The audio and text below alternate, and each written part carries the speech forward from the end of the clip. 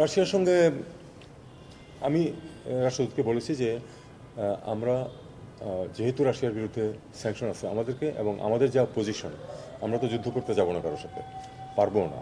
কাজেই আমাদেরকে যেটা করতে হবে সেটা হলো যে এই যে স্যাংশন রেজিমের ভিতর দিয়ে আমরা যেটুকু সহায়তা করতে পারি, যেটুকু ইন্টারাকশন করতে পারি, সেটার ম্যাক্সিমাম আমরা করতে চাই। কারণ রাশিয়া আমাদেরকে তদানীত সোভিয়েত ইউনিয়ন আমাদের মুক্তিযুদ্ধের সময় বিরাট সহায়তা দিয়েছে। ইতিহাস অন্যরকম হতে পারতো যদি তারা 3টা ভেটো না দিত আমাদের পক্ষে। কাজে সেই কৃতজ্ঞতা আমাদের আছে।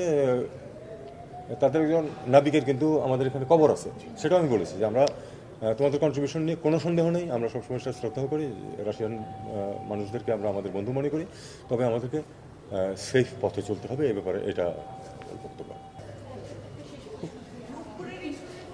রূপপুর নিয়ে কথা হচ্ছে যে এটা যেন কন্টিনিউশনের ব্যাপারে যেন যেসব হেল্প দরকার এগুলি যেন আমরা করি। আমরা বলছি অবশ্যই এটা তো big investment has already been made, এটার ফলাফল যদি আমরা না পাই, শেষ না হলে তো ফলাফল পাওয়া যাবে না, সেটার জন্য আমরা সহায়তা করবো এটা বলেছি। এটা আমি প্রত্যেককে গতকালও বলেছি, আজকে বলেছি যে আমাদের আলটিমেট লক্ষ্য হচ্ছে এই সরকারের একটি নির্বাচন গ্রহণযোগ্য না, শুধু একটা প্রকৃত নির্বাচন করে প্রকৃত জনপ্রতিনিধিদের কাছে ক্ষমতা হস্তান্তর করে যাওয়া। এটা হলো that is the target.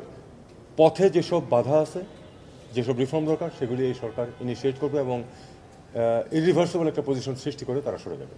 Thank you. সময়টা দৌড়াবে। প্রাণ ডাল মুঠোয় মুঠোয় সময় পার।